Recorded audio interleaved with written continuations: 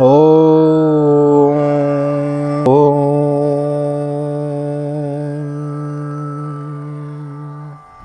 जय श्री राधे, जय श्री कृष्ण। आप सभी को एक बार पुनः आप सभी का बहुत बहुत स्वागत है आप ही के YouTube चैनल VKVPS परिवार श्रीधाम वृंदावन। मैं राधेश्याम वशिष्ठ नित्य की भांति ले चलता हूँ आपको श्रीमद् भागवत की बृहद भागीरथी सरिता में अवगाहन करने के लिए, जिसके अंतर्गत एक अध्याय की कथा हम नित्य श्रवण कर रहे हैं। आज हम श्रीमद् भागवत के अष्टम स्कंद के अष्टम अध्याय में प्रवेश करेंगे और समुद्र मंथन की कथा हम श्रवण कर रहे हैं। विस्तार से यथारूप लेकर चले हुए हैं। तो आज की कथा में हम कल विष निकला और आपने ये कथाएं श्रवण करी हैं। आज की कथा में अमृत के लिए उद्योग कर रहे हैं देवता। तो देखते हैं कहाँ तक पहुँचते हैं।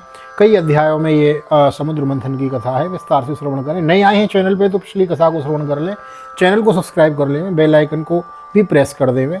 चलते हैं आज की पावन कथा प्रसंग में। सर्वप्रथम करेंगे भगवान नाम संकीर्तन। श्री कृष्ण गोविंद हरे मुरारी, हे नाथ नारायण वासुदेव।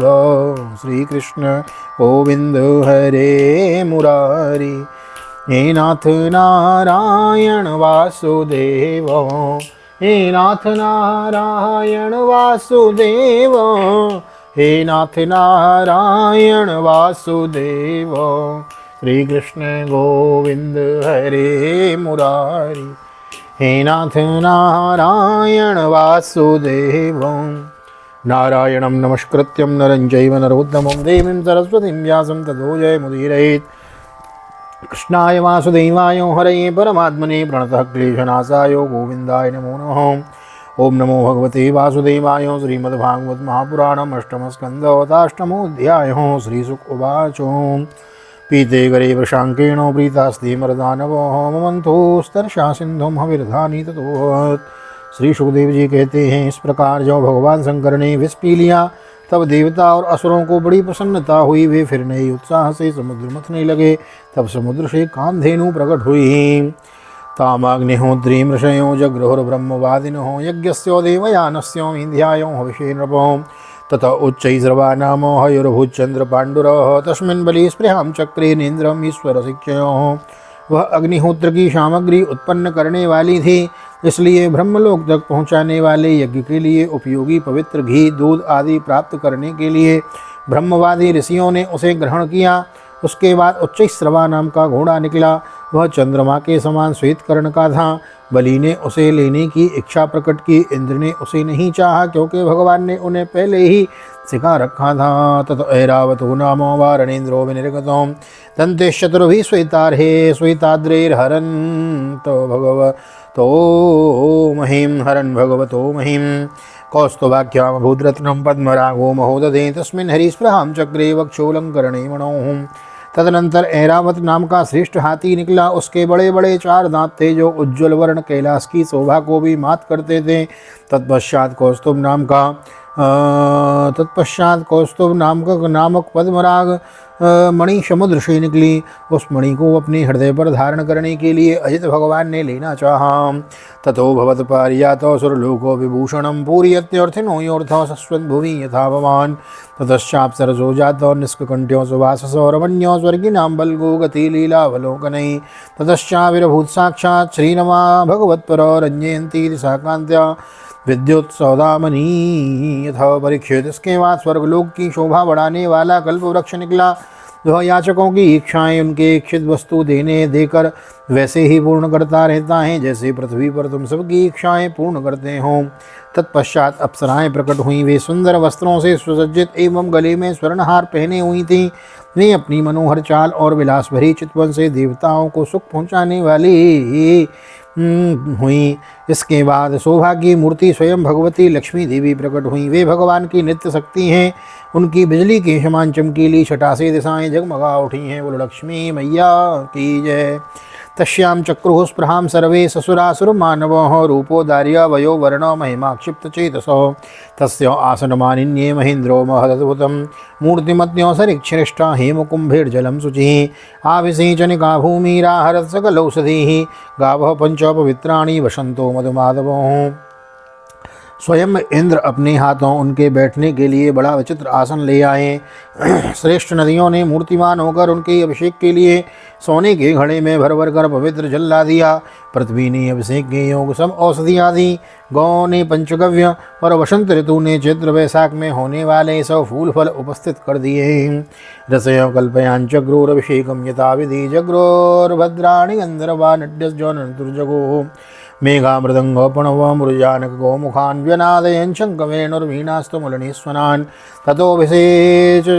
ततोऽभिशेषचुर्देवीं श्रियं पद्मकरां सतीं दिदिभ्यो पूर्णकलशैः सूक्तवाक्यैर्दुजेरिते। इन सामग्रियों से ऋषियों ने विधि पूर्वक उनका अभिषेक संपन्न किया। गंधर्वों ने मंगलमय संगीत की तान छेड़ दी। नर्तकियां नाच नाच कर गाने लगी। बादल सदे होकर मृदंग डमरू ढोल नगारे नरसिंगे शंख वेणु और वीणा बाज बड़े जोर से बजाने लगे। तो भगवती लक्ष्मी देवी हाथ में कमल लेकर सिंहासन पर विराजमान हो गई। दिग्गजों ने जल से भरे कलशों से उनको स्नान कराया। उस समय ब्राह्मणगण वेद मंत्रों से पाठ कर रहे थे। समुद्र पीत कोशे वाससी समुपहरत वरुण सृजम वैजयंती मधुना मत्तसटपदां भूषणानि विचित्राणि विश्वकर्मा प्रजापति हारम सरस्वती पद्म मजौनागाशकुंडले। समुद्र पीले रेशमी वस्त्र उनको पहनने के लिए दिए। समुद्र ने पीले रेशमी वस्त्र उनको पहनने के लिए दिए। वरुण ने ऐसी वैजयंती माला समर्पित की जिसकी मधुमय सुगंध से भौरे मत वाले हो रहे थे। प्रजापति विश्वकर्मा ने भांति भांति के गहने, सरस्वती ने मोतियों का हार, ब्रह्मा जी ने कमल और नागों ने 2 कुंडल समर्पित किए। ततः कृतस्वस्थयनोपलस्रजं नन्दद्विरेफां परिगृह्य पाणिनो चचाल वक्त्रं सुकपोलकुण्डलं सव्रीडहासं ददति सुशोभनं स्तनद्वयं चातिकृशोदरीं समं निरन्तरं चन्दनकुङ्कुमोक्षितं ततस्ततो नूपुरवल्गुसिञ्चितैर्विसर्पतिं हेमलतैव सा भवौ। इसके बाद लक्ष्मी जी ब्राह्मणों के स्वस्त्ययन पाठ कर चुकने पर अपने हाथों में कमल की माला लेकर उसे सुबह सर्वगुण संपन्न पुरुष के गले में डालनी चली। माला के आसपास उसकी सुगंध से मतवाले हुए भौरे गुंजार कर रहे थे। उस समय लक्ष्मी जी के मुख की शोभा अवर्णनीय हो रही थी। सुंदर कपोलों पर कुंडल लटक रहे थे। लक्ष्मी जी कुछ लज्जा के साथ मंद मंद मुस्कुरा रही थी। उनकी कमर बहुत पतली थी। दोनों स्तन बिल्कुल सटे हुए और सुंदर थे। उन पर चंदन और केशर का लेप किया हुआ था। जब वे इधर उधर चलती थीं तब उनके पायजेब से बड़ी मधुर झनकार निकलती थी। ऐसा जान पड़ता था मानो कोई सोने की लता इधर उधर घूम फिर रही है। बोलो लक्ष्मी मैया की जय। विलोकयन्तीं निरवध्यमात्मनो पदं ध्रुवं चाव्यविचारि शतगुणं गन्धर्वयक्षासुरसिद्धचारणो त्रैविष्टपेयादिसुनान्वविन्दति। वे चाहती थी कि मुझे कोई निर्दोष और समस्त उत्तम गुणों से नित्य युक्त अविनाशी पुरुष मिले तो मैं उसे अपना आश्रय बनाऊं, वर्ण करूं, परंतु गंधर्व यक्ष असुर सिद्ध चारण देवता आदि में कोई भी वैसा पुरुष उन्हें न मिला। नूनं तपो यस्य न मन्यु निर्जयो ज्ञानं क्वचित् तच्चन संगवर्जितं कश्चिन् महास्तस्य न काम निर्जयो स ईश्वरः किं परतो व्यपाश्रयो। धर्मः क्वचित् तद्रणभूत सौव्रतं त्यागः क्वचित् तद्रणमुक्तिकारणं वीर्यं न पुंसोस्तजवेग निष्कृतं नहीं द्वितीयो गुणसंगवर्जितो। वे मन ही मन सोचने लगी कि कोई तपस्वी तो है परंतु उन्होंने क्रोध पर विजय नहीं प्राप्त की है। किन्हीं में ज्ञान तो है परंतु वे पूरे अनासक्त नहीं है। कोई कोई है तो बड़े महाशाली परंतु वह महत्वशाली परंतु वह काम को नहीं जीत सके। किन्हीं में ऐश्वर्य भी बहुत है परंतु वह ऐश्वर्य ही किस काम का जब उसे दूसरों का आश्रय लेना पड़ता है। किन्हीं में धर्म आचरण तो कर है परंतु प्राणियों के प्रति वे प्रेम पूरा बर्ताव नहीं करते। त्याग तो है परंतु केवल त्याग ही तो मुक्ति का कारण नहीं है। किन्हीं किन्हीं में वीरता तो अवश्य है परंतु वे काल के पंजे से बाहर नहीं है। अवश्य ही कुछ महात्माओं में विषयासक्ति नहीं है परंतु वे तो निरंतर अद्वैत समाधि में ही तल्लीन रहते हैं। क्वचित् चिरायुर्न शील मंगलम क्वचित् तदभ्यस्ति न वेदमायुषो यत्रो भयं कोत्र न सौम्य मंगलम सुमंगलः कश्चन कांक्षते हिमाम। किसी किसी ऋषि ने आयु तो बहुत लंबी प्राप्त कर ली है परंतु उनका शील मंगल भी मेरे योग्य नहीं है। किन्हीं में शील मंगल भी है परंतु उनकी आयु का कुछ ठिकाना नहीं है। अवश्य ही किन्हीं में दोनों की बातें हैं परंतु वे अमंगल वेश में रहते हैं। रहे एक भगवान विष्णु उनमें भी मंगलमय गुण नित्य निवास करते हैं परंतु वे मुझे चाहते नहीं हैं। बोलो विष्णु भगवान की जय। देखो मैया ने माता लक्ष्मी ने जितने गुण अवगुण गिनाए ना वो सब किसी में ये नहीं, किसी में ये नहीं, किसी में ये नहीं, कोई काल को नहीं जीत सकता कोई समय। तो महाराज भगवान विष्णु के पास जाके ठहर गई। बोले हाँ ये सर्वं विष्णु जगन्मय यह संपूर्ण है। पूर्णमदः पूर्णमदं पूर्णात् पूर्णमुदच्यते पूर्णस्य पूर्णमादाय पूर्णमेवावशिष्यते। एवं ब्रह्मस्य व्यभिचारि सद्गुणैर्वरं निजैकाश्रयता गुणाश्रयं वव्रे वरं सर्वगुणैरपेक्षितं रमा मुकुन्दं निरपेक्षमीप्सितं। तस्यां सदेशौषधिं नवकञ्चमालां माद्यन् मधुव्रतवरोधगिरोपगोष्ठां तस्थो निधाय निकटे तदुरः स्वधाम सब्रीडहासविकसन्नयनेन यातो। इस प्रकार सोच विचार कर अंत में श्री लक्ष्मी जी ने अपने चिर अभिष्ट भगवान को ही वर के रूप में चुना, क्योंकि उनमें समस्त सद्गुण नित्य वास करते हैं। प्राकृत गुण उनका स्पर्श नहीं कर सकते और अणिमा आदि समस्त गुण उनको चाहा करते हैं, परंतु वे किसी की भी अपेक्षा नहीं रखते। वास्तव में लक्ष्मी जी के एकमात्र आश्रय भगवान ही हैं, इसी से उन्होंने उन्हीं को वर्ण किया है। लक्ष्मी जी ने भगवान के गले में वह नवीन कमलों की सुंदर वनमाला पहना दी है। बोलो लक्ष्मी रमण भगवान की जय। जिसके चारों ओर झुंड के झुंड मत वाले मधुकर गुंजार कर रहे थे।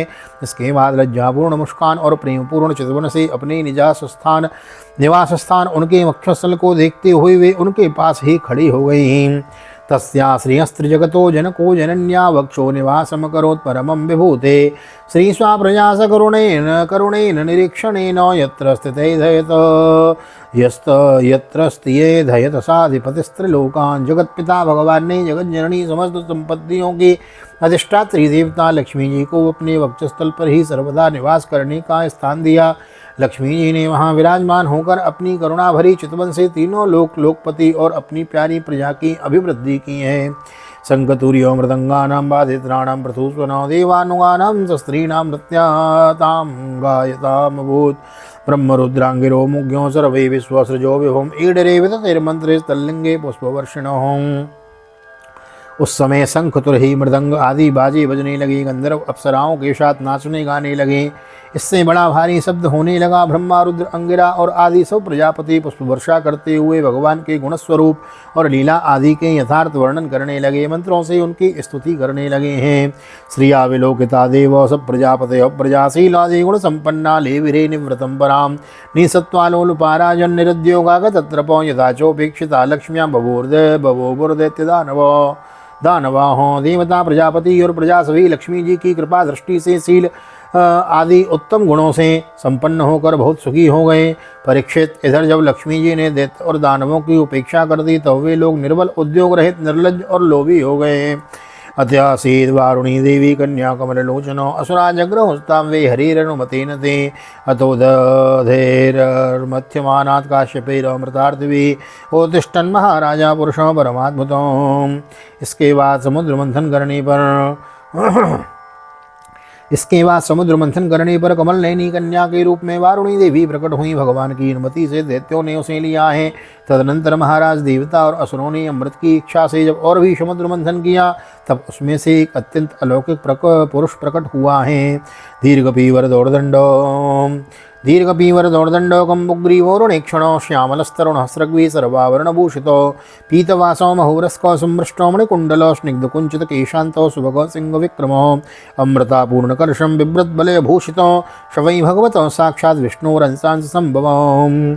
उसकी भुजाएं लंबी एवं मोटी थी, उसका गला शंख के समान उतार चढ़ाव वाला था और आँखों में लालिमा थी। शरीर का रंग बड़ा सुंदर सांवला था। गले में माला, अंग अंग पर सब प्रकार के आभूषणों से सुसज्जित, शरीर पर पीताम्बर, कानों में चमकीले मणियों के कुंडल, चौड़ी छाती, तरुण अवस्था, सिंह के समान पराक्रम, अनुपम सौंदर्य, चिकनी और घुंघराले बाल लहराते हुए उस पुरुष की छवि बड़ी अनोखी थी। उसके हाथों में कंगन और अमृत से भरा हुआ कलश था। वह साक्षात विष्णु भगवान के अंशांश अवतार थे। बोलो धन्वंतरी भगवान की जय। धन्वंतरी रीति ख्यातो आयुर्वेदो दृगिज्यभाग तमालोक्यो सुरा सर्वे कलशं चामृतामृतम्। धन्वंतरी रीति ख्यातो आयुर्वेदो दृगिज्यभाग तमालोक्यो सुरा सर्वे कलशं चामृतामृतम्। लिप्सन्त्यो सर्ववस्तूनि कलशं तरसाहनो। ओम लिप्सन्त्यो सर्ववस्तूनि कलशं तरसारण्यमाने सुरेस्तस्मिन् कलशे मृतभाजने विषण्णो मनशो देवा हरिं शरणमायुः इति तदिन्यमालोक्यो भगवान् भृत्यकामो कृत् मा खिद्यतो मितोऽर्थं व साधयिष्ये स्वमाययोः। वे ही आयुर्वेद के प्रवर्तक और यज्ञ भोक्ता धन्वंतरी के नाम से सुप्रसिद्ध हुए। जब दैत्यों की दृष्टि उन पर तथा उनके हाथों में अमृत से भरे हुए कलश पर पड़ी, तब उन्होंने शीघ्रता से बलात् उस अमृत के कलश को छीन लिया। वे तो पहले से ही इस ताक में थे कि किसी तरह समुद्र मंथन से निकली हुई सभी वस्तुएं हमें मिल जाएं। जब असुर उस अमृत भरे कलश को छीन ले गए, तब देवताओं का मन विषाद से भर गया और वे भगवान की शरण में आए और उनकी दीनता से कर भक्तवांछात कल्पतरो। भगवान ने कहा, देवताओं तुम लोग खेद मत करो, मैं अपनी माया से उनमें आपस में फूट डालकर अभी तुम्हारा काम बनाता हूँ। मित्त कलिरहुते शाम तदर्थे दर्शचेतसाम अहम पूर्वम न त्वमिति प्रभो देवास्वं भागमर्हन्ति तुल्याय तुल्याय हेतव सत्रयागो इति तस्मिन्नि सधर्मो सनातनो इति स्वाप्नो प्रत्युषेधन्वे दैत्ये आजातमत्सरो दुर्बला प्रबलान् राजन् गृहीतो कर्षान् मोहम्। परीक्षित, अमृत लोलुप दैत्यों में उसके लिए आपस में झगड़ा खड़ा हो गया। सभी कहने लगे, पहले मैं पीऊँगा, पहले मैं, तुम नहीं। और उनमें जो दुर्बल थे वे उन बलवान दैत्यों का विरोध करने लगे जिन्होंने कलश छीन कर अपने हाथ में कर लिया था। वे ईर्ष्यावश धर्म की दुहाई देकर उनको रोकने और बार बार कहने लगे कि भाई देवताओं भी हम बराबर ही परिश्रम कर रहे हैं, उनको भी यज्ञ भाग के समान इसका भाग मिलना ही चाहिए, यह सनातन धर्म है। एतस्मिन्नन्तरे विष्णुं सर्वोपाय विधिश्वरायो सिद्धरूपमनिर्देश्यं दधारो परमात्मदम्। इस प्रकार इधर दैत्यों में तू मैं हो रही थी और उधर सभी उपाय जानने वालों के स्वामी चतुर्शिरोमणि भगवान ने अत्यंत अद्भुत और अवर्णनीय स्त्री का रूप धारण किया। प्रेक्षणीयोद्बलश्यामं सर्वावयव सुंदरम शमानो कर्णावरणं सुखपोलान्नाशनं नवयौवन निर्वर्तस्तनभारो कृशोदरं मुखमोदानुरक्ताली झंकारोद्विग्नलोचनं शरीरकारंग नील कमल के समान श्याम एवं देखने ही योग्यता अंग प्रत्यंग बड़े ही आकर्षक थे। दोनों कान बराबर और कर्णफूल से सुशोभित थे। सुंदर कपोल, ऊंची नासिका और रमणीय मुख, नई जवानी के कारण स्तन उभरे हुए और उन्हीं के भार से कमर पतली सी हो गई थी।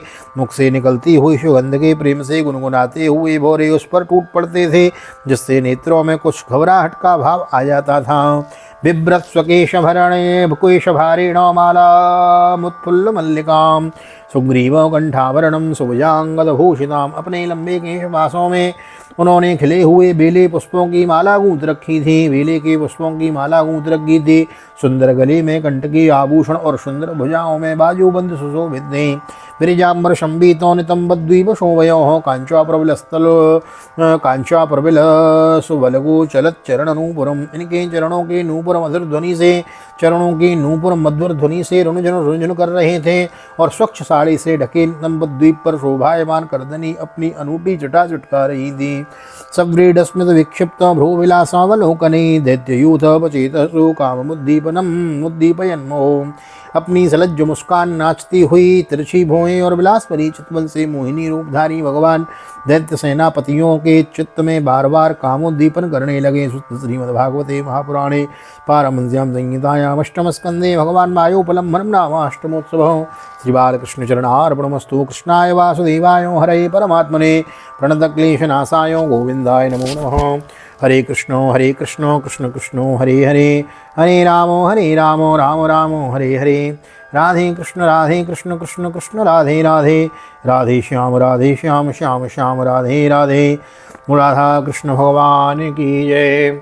श्री निम्बार्क भगवान की जय। राधा सर्वेश्वर भगवान की जय। श्रीमद्भागवत महापुराण की जय। त्रिवेद व्यास जी महाराज की जय। सुखदेव जी महाराज की जय। राजा परीक्षित जी महाराज की जय। राजा रामचंद्र भगवान की जय। श्री हनुमान जी महाराज की जय। गोवर्धन नाथ की जय। यमुने महारानी की जय। वृंदावन की बिहारी लाल की जय। गैया मैया की जय। तुलसी मैया की जय। अपने अपने माता पिता की जय। सदगुरुदेव भगवान की जय। आज के आनंद की जय। जय जय श्री राधे, जय जय श्री राधे, जय जय श्री राधे श्याम, जय जय राधे, जय जय श्याम। सबको मिले वृंदावन धाम, ऐसी प्रार्थना ठाकुर जी के चरणों में मेरी। और यहाँ तक वीडियो में बने हैं तो वीडियो को लाइक कर दीजिए, शेयर कर दीजिए। समुद्र मंथन की बृहद भागवत कथा हम श्रवण कर रहे हैं। अमृत कलश निकला, धन्वंतरी भगवान लेकर निकले, लेकिन असुरों ने छुड़ा लिया। असुर छुड़ाकर भागे, देव घबराए, भगवान की शरण में गए। भगवान मोहिनी बनकर आए हैं हाँ, सांसारिक किसी स्त्री पुरुष को देखते ही मन मोहित हो जाता है। विचार करो, जब इस जगत के जगदीश्वर भगवान विष्णु जब मोहिनी बने होंगे तो वो कितने सुंदर न रहे होंगे। सभी देव दैत्य आकर्षित हैं भगवान की मोहिनी छटा में। यही छवि को हृदय में विराज कर आज की कथा को विश्राम देते हैं। हाँ, हमारे चैनल पे नए आए हैं तो चैनल को सब्सक्राइब कर ले में, लाइक कर दे में, वीडियो को शेयर कर दे में, और फेसबुक पर हमारी वीडियो देख रहे हैं तो हमारे पेज को फॉलो कर ले में।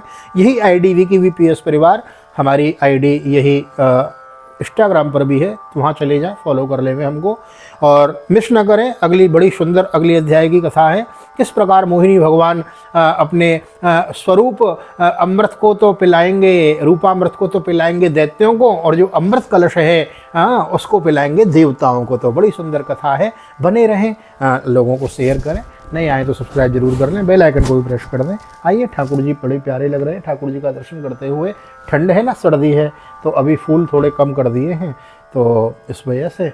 और ठाकुर जी ने बड़ी सुंदर ऊनी पोशाक पहन रखी है, बड़ी सुंदर माला है। दर्शन करते हुए ठाकुर जी की और मोहिनी भगवान की छवि को विराजमान करके आज की कथा को विश्राम देते हैं। कल पधारिएगा, सुबह 5 बजे वीडियो आ जाती है, जब समय मिले सुनिए, मिस मत कीजिए, अधिक से अधिक शेयर कीजिए। मिलते हैं अगली कथा में, तब तक के लिए आप सभी को हृदय से प्यार भरी जय श्री राधे, जय श्री कृष्ण, हरि ओम।